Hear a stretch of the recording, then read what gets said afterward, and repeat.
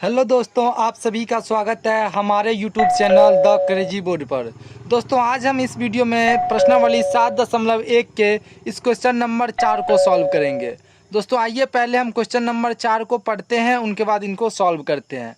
दोस्तों, question number 4 है, जाँच कीजिए कि क्या बिंदु 5, -2, 6, 4 और 7, -2 एक समद्विबाहु त्रिभुज के शीर्ष है। तो दोस्तों, ये यहाँ पर 3 बिंदु का कोऑर्डिनेट दिया हुआ है और इसमें पूछ रहा है कि बताइए ये समद्विबाहु त्रिभुज का शीर्ष है या नहीं है, यही हमको बताने के लिए बोल रहा है। दोस्तों, इस क्वेश्चन को सॉल्व करने से पहले आपको ये पता होना चाहिए कि समद्विबाहु त्रिभुज होता क्या है। तो आइए पहले हम उनको जानते हैं। दोस्तों, समद्विबाहु त्रिभुज हम वैसे त्रिभुज को बोलते हैं जिसका 2 भुजा बराबर हो। जैसे मान लीजिए ये त्रिभुज ए बी सी है। दोस्तों, ये त्रिभुज जो है ए बी सी है, इसमें 3 भुजा है, 1 2 3। अगर इसमें से कोई 2 भुजा बराबर हो जाएगा तो वो एक समद्विबाहु त्रिभुज हो जाएगा। मान लीजिए अगर ए सी 5 सेंटीमीटर है और बी सी 5 सेंटीमीटर है तो और ए बी ये 8 सेंटीमीटर है, तो इसमें 2 भुजा बराबर है ए सी और बी सी, इसमें 2 भुजा बराबर है तो ये एक समद्विबाहु त्रिभुज हो जाएगा। तीनों भुजा बराबर नहीं होना चाहिए दोस्तों, केवल 2 भुजा ही बराबर होना चाहिए। जैसे मान लीजिए एक त्रिभुज है पी क्यू आर, इसमें पी क्यू है 10 सेंटीमीटर और पी आर है 10 सेंटीमीटर और क्यू आर है 15 सेंटीमीटर। तो दोस्तों, ये भी एक समद्विबाहु त्रिभुज हो जाएगा। क्यों हो जाएगा? क्योंकि इस त्रिभुज में 2 भुजा बराबर है। अगर तीनों भुजा बराबर हो जाएगा तो वो एक समबाहु त्रिभुज हो जाएगा। ये क्या है? ये है समद्विबाहु त्रिभुज, समद्विबाहु त्रिभुज। और समबाहु त्रिभुज का मतलब क्या हुआ? सम माना हुआ बराबर और बाहु माना हुआ भुजा, जिसका तीनों भुजा बराबर हो वो हो गया समबाहु त्रिभुज। मान लीजिए त्रिभुज एक ए बी सी है, इसमें अगर ए सी है 2 मीटर, बी सी भी है 2 मीटर और ए बी भी है 2 मीटर, तो इसका मतलब तीनों भुजा बराबर है तो ये एक समबाहु त्रिभुज हो जाएगा, समबाहु त्रिभुज। दोस्तों, सीधा याद रखिए, अगर त्रिभुज का 2 भुजा बराबर होगा तो वो हो जाएगा समद्विबाहु, और अगर 3 भुजा बराबर होगा तो वो होगा समबाहु। अगर मान लीजिए अगर एक 10 सेंटीमीटर है तो दूसरा भी 10 सेंटीमीटर, अगर तीसरा भी 10 सेंटीमीटर तो वो हो जाएगा समबाहु त्रिभुज। तो हमको उम्मीद है कि आपको ये कॉन्सेप्ट समझ में आ गया होगा। अब आइए क्वेश्चन को सॉल्व करते हैं। दोस्तों, यहाँ पर 3 बिंदु का हमको कोऑर्डिनेट दिया हुआ है। तो यहाँ पर हम मान लिए कि त्रिभुज ए बी सी है एक, इसमें ए बिंदु का कोऑर्डिनेट हम मान लेते हैं 5, -2 है, और बी बिंदु का कोऑर्डिनेट 6, 4 है, और सी बिंदु का कोऑर्डिनेट 7, -2 है, 7, -2। तो दोस्तों, इसमें हम दूरी सूत्र से ए बी, बी सी और ए सी ये तीनों निकाल लेंगे। अगर उसमें से कोई 2 बराबर होगा तो वो एक समद्विबाहु त्रिभुज हो जाएगा। अगर सब बराबर हो जाएगा तो वो समद्विबाहु त्रिभुज नहीं होगा, वो एक समबाहु त्रिभुज हो जाएगा। तो आइए सबसे पहले इसको हम आगे सॉल्व करते हैं। तो यहाँ पे लिखिए हल। मान लेते हैं, माना कि बिंदु ए, जिनका कोऑर्डिनेट हम क्या माने हैं 5, -2, बिंदु बी, इसका कोऑर्डिनेट क्या माने हैं 6, 4, और बिंदु सी, इसका कोऑर्डिनेट क्या हम माने हैं 7, -2 है। तो दोस्तों, ये तीनों बिंदु का कोऑर्डिनेट है। अब यहाँ से हम लिखेंगे दूरी सूत्र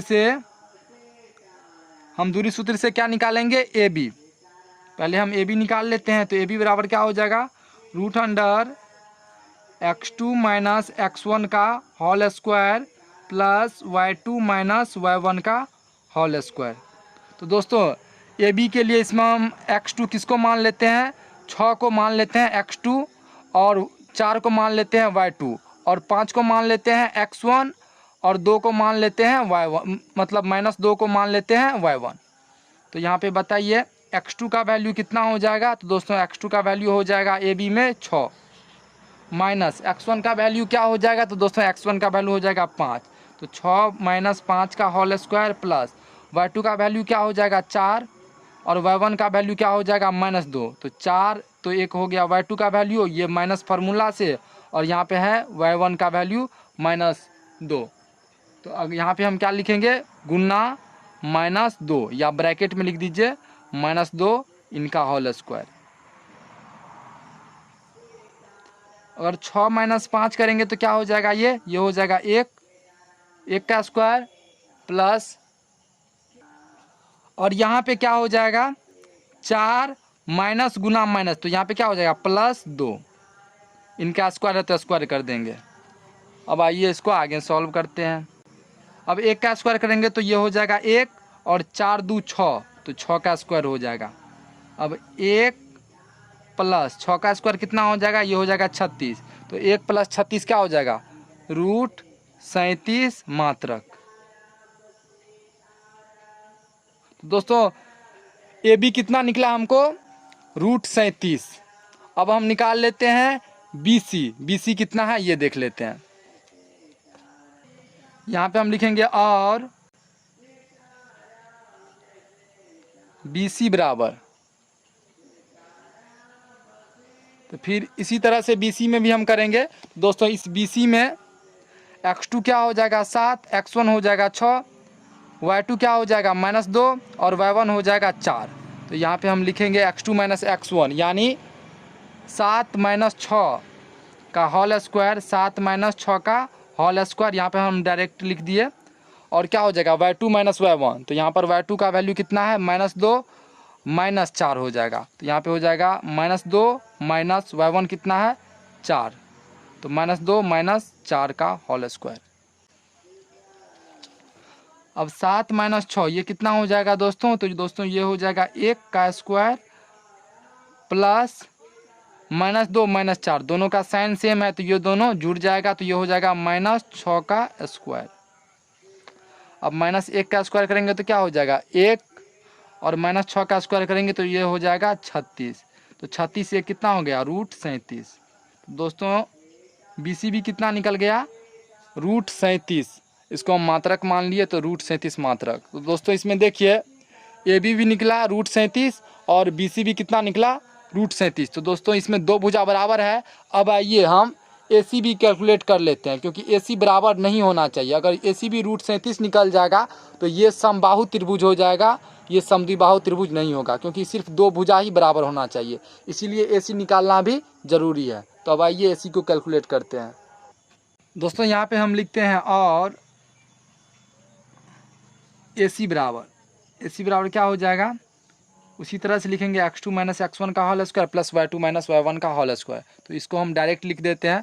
तो ए सी के लिए x2 हम किसको मान लेते हैं 7 को, x1 मान लेते हैं 5 को, y2 मान लेते हैं -2 को, y1 मान लेते हैं -2 को। तो यहाँ पे क्या हो जाएगा x2 - x1 यानी 7 - 5 का whole square plus y2 - y1, तो y2 कितना है -2 माइनस y1 कितना है, तो y1 भी है -2, तो यहाँ पे हम लिखेंगे -2। तो इनका होल स्क्वायर है तो होल स्क्वायर कर देंगे। अब 7 - 5 तो ये कितना हो जाएगा 7 - 5 तो ये हो जाएगा 2, इनका स्क्वायर है तो स्क्वायर कर देंगे, प्लस -2 और माइनस माइनस हो जाएगा +2 इनका स्क्वायर। अब अगर हम 2 का स्क्वायर करेंगे तो क्या हो जाएगा 4, और यहाँ पे -2 है और +2 है तो ये दोनों घट के क्या हो जाएगा 0, क्योंकि 2 - 2 तो ये क्या हो जाएगा 0, 0 का स्क्वायर क्या हो जाएगा 0। तो यहाँ पे होगा 4 + 0, इसका मतलब क्या हुआ 4, तो 4 का वर्गमूल क्या हो जाएगा ये हो जाएगा 2। तो हमको AC जो निकला वो कितना निकला 2, AC कितना निकला हमको 2, ये निकला हमको 2, BC निकला √37 और AB भी कितना निकला, ये भी निकला हमको √37, ये कितना निकला, ये भी निकला हमको √37। तो इसमें देखिए दोस्तों सिर्फ दो भुजा ही बराबर है, इसीलिए ये समद्विबाहु त्रिभुज का शीर्ष हो जाएगा और ये एक समद्विबाहु त्रिभुज ही होगा।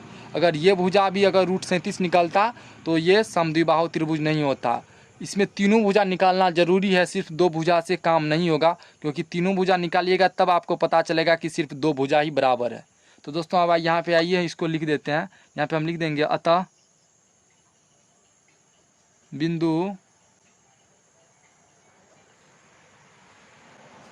ए, जिनका कोऑर्डिनेट कितना है, जिनका कोऑर्डिनेट है 5,-2, 5,-2, कोमा बी, जिनका कोऑर्डिनेट कितना है, जिनका कोऑर्डिनेट है 6,4।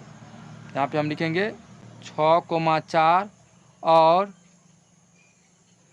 यहाँ पे बिंदु सी, जिनका कोऑर्डिनेट क्या है, जिनका कोऑर्डिनेट है 7,-2, 7,-2, एक समद्विबाहु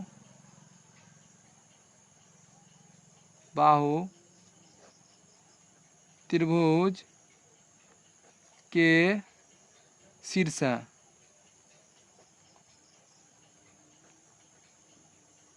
दोस्तों यहाँ पर आप एक लाइन और लिख सकते हैं, यहाँ पे लिख दीजिए, चूँकि